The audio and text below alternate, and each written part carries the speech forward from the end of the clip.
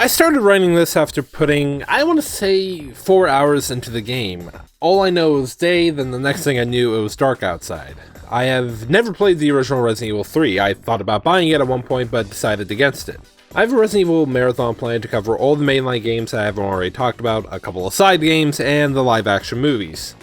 Though there is a reason why I'm covering this now and not Beastars. That's because Resident Evil 3 2020 feels like a step down.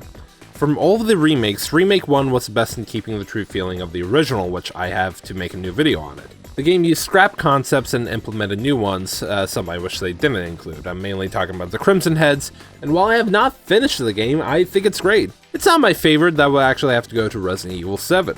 Resident Evil 2 2019 was a game that made me appreciate the original. I haven't played the original in a long time, but I still haven't found any enjoyment in the game. Seeing what Capcom changed and the new concepts put into the game was a breath of fresh air. Mr. X is the best and worst part of that game for me. You can click the card up top to watch my review of the game, but to give you the short of it, I hate getting chased in video games. It's the scariest thing ever for me. And I have my own strategy for dealing with Mr. X. I can confidently run through the police station when he's triggered, though he still terrifies me. Nemesis? No. As a horror game, Remake 3 doesn't seem up to snuff. It has some good moments, but they were kinda quick.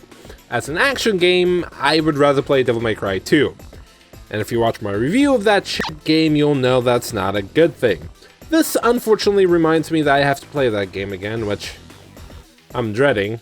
Then again, I still need to get the special edition of DMC4, but I'm getting way off topic. Do I recommend this game? No, not at all. Mainly because this is my review of Resident Evil 3 2020.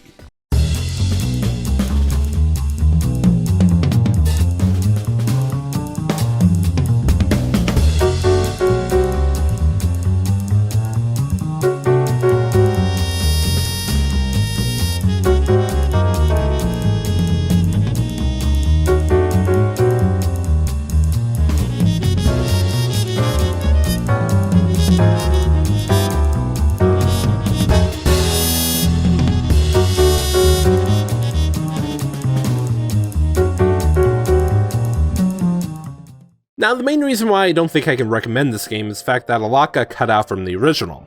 The choice system was taken away, which I think is a missed opportunity. From what I've seen, it gave the game more replayability, same with the mechanic of RNG, though I'm kinda glad that was removed because making choices on how you want to approach a certain situation is great, but items being in random spots, not so much. That's a petty complaint, however, but one big complaint I do have is that this game feels a little too linear for a classic-style Resident Evil game. This isn't the only one that feels too linear, however, because Resident Evil 7 is another classic-style game to be linear. However, unlike that game, this game does not feel like it encourages exploration. That could be because of how small each area is, or at least feels like. Every area of this game feels bite-sized and self-contained, which I really don't like, especially coming off of the last game. Because even when going back to Remake 2, you could easily find secrets all over the police station and sewer before going into the nest. However, here, there are more points of no return, which I really don't like. It makes each area more one and done. Though that doesn't help with the set pieces, which are kind of boring. This makes it hard to really get a feel for the area. At least for me, because the game just felt dull. Dealing with zombies just became boring because of how easily you can dodge them with being out on the streets. It's not because of the retooled dodging mechanic from the original, it's just again with how big the streets are. The only times I get caught is by being an idiot or just running into a dead end. Speaking of which, it's kind of a shame that you face mostly zombies, and I get that's kind of a no shit thing, but in other classic style Resident Evil games, you face more other types of enemies more often. The new hunter types introduced in the original are only in 2 areas of the game, but the last area they show up in, there's only like 1 or 2. Now that could just be because of the difficulty I played it on. I played this game on the easy mode entitled Assisted Mode. This was because of how terrified I was about facing off against Nemesis. However, I should have played on the normal mode standard because this was way too easy. Then again, I probably lost whatever gamer credit I had. The power plant felt the most pointless because this is the only area that had the drained Deimos. There was a new status condition called Parasite, and that's what the Deimos will give you, but after a while, it's on and you're just running around against these generators like it's Slender the Arrival. Even then, the demos go down like a bitch, and don't get me wrong, they got pot shots on me, but they were never a problem. The Paleheads returning from Remake 2 and kind of Resident Evil 7 were introduced very late into the game and just felt pointless. Same with the modified zombies that Nemesis made, because keeping your distance and aiming for the head is all you need to do. That, and they barely made an appearance. The Cerberoi make a return as well, but it's just a handful of dogs, and putting them down really isn't a threat. Then again, I never felt any dread in any area of this game. Well, except for the hospital section, because this area felt like a horror game. It was nice and cramped, though a little too cramped because it didn't feel like I could avoid a zombie in some sort of fashion. When returning to the police station, it sucked that it was just a quick visit, because as soon as you get to the STARS office, it's over. Same with the sewers when you get that battery, the section is practically done when you do. I don't like the inclusion of the Nest 2, I say this because it doesn't feel unique. In Remake 2, the Nest felt like a bigger upgrade to the lab from the original. While there wasn't a big need to explore as there was in the original, it still had a creepy vibe to it, even including the new mechanic of restoring power to each area. Here, I only got jump scares and no creepy vibe from anything. One big game mechanic I do have a problem with is Nemesis, and I don't want to continue comparing this game with the last game, but Mr. X was better. Oh, finally you're here, bitch. You got $1? The dude was towering and imposing, while Nemesis is towering. I just don't find him imposing. In the original, when you encounter him for the first time, he will randomly appear, and you can choose whether or not to take him on. I think that would work in the original's favor, not knowing when he will rear his ugly head. It's not so much here, because on the streets of Raccoon City, he will just jump from both sections when triggered. All of the other sections you encounter him in that aren't boss fights are just chase sequences and nothing else, which is a disappointment because the game of chase is done and over with a little too quick. So quick, in fact, I'm probably reusing footage by now. I think it helped that in Remake 2 and the original, you had multiple scenarios with Mr. X chasing you. More so in Remake 2 and not the original, but I digress. Another disappointment is the lack of rewards when taking Nemesis on. The only upgrade you can get from him is a sight for the handgun, but I could be wrong. In the original, each time you're in this situation that you can take him on, you get parts to make new weapons or first aid spray holders. Here, after you get the sight for the handgun, you just get ammo, and if I'm wrong, please let me know. Fighting against Nemesis when the game tells you to just sucks. The only fight that's challenging is the first fight when he has the flamethrower, but that's only because of the lingering fire. When he mutated to a four-legged freak, he just runs in circles like a dog before attacking you. This isn't the only time you fight Nemesis like this, because you fight him like this in Nest 2. The only difference is that when he runs around in circles, zombies will rain down from the ceiling. Other than that, that's it. That's literally it to the fight, and makes me sad because this was the main problem I had with Devil May Cry 1. After all, you fight every single boss again multiple times with nothing changing but their power and their health. I think it probably would have helped if you fought Nemesis more with, well, more changes than just giving him more health. To bring up Devil May Cry again, the best way in doing this was in Devil May Cry 4 when you fought the bosses first as Nero, then again as Dante. If the game did something like this, that you faced Nemesis more as both Jill and Carlos, then I don't think I would complain that much. Then again, I'm probably just bitching about nothing. Though the final boss is the most disappointing out of all the bosses because it's done in 3 shots, which definitely works for the Mario series, but it doesn't work for Resident Evil. All in all, gameplay-wise, the game is definitely lacking in my opinion, especially because the streets of Raccoon City was more expansive in the original. You had more bosses in Nemesis, more enemies to face off against, and more areas since the clock tower was one of the many areas that was taken away.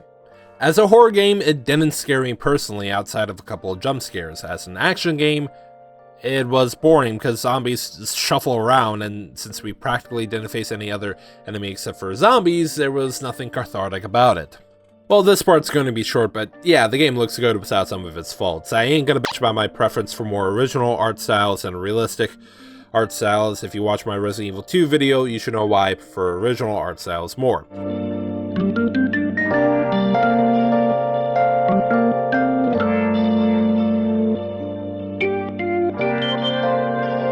So now, taking into account of gameplay, graphics, and sound, Resident Evil 3 2020 receives a 2 out of 10.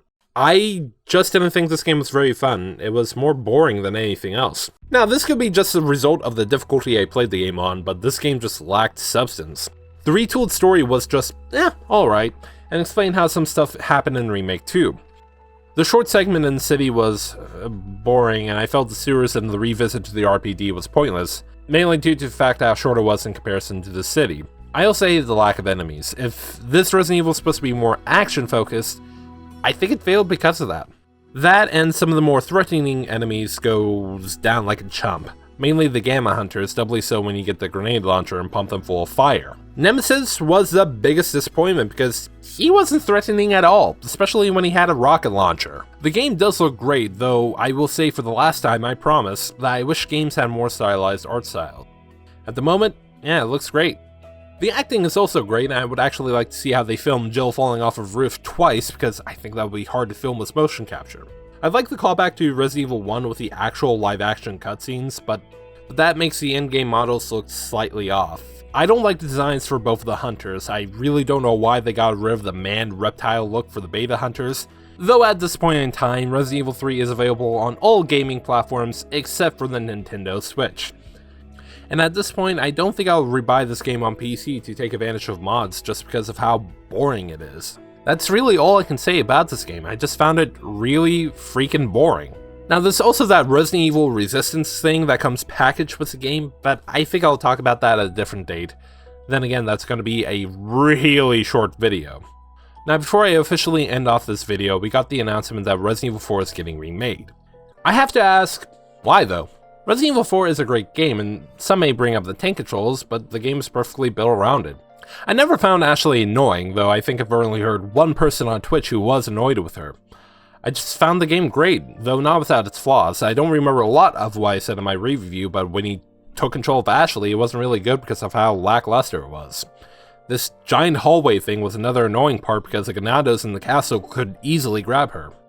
Other than that, I can't really come up with any other complaints. Not that I can't, mind you, it's just because I haven't played the game in a long time.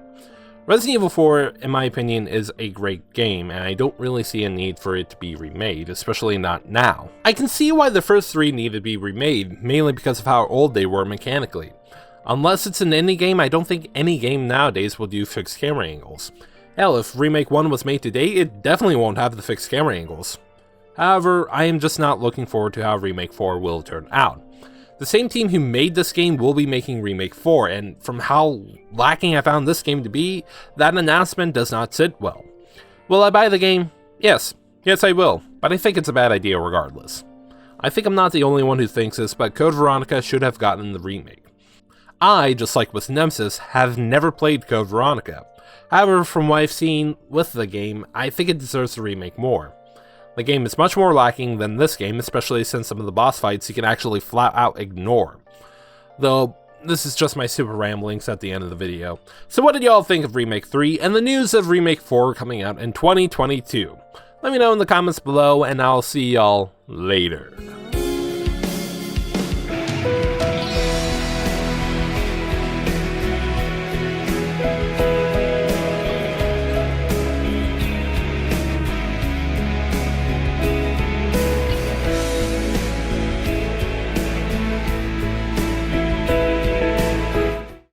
Kind of an ominous end to that. Why did I say later like that? Fuck it, it's good.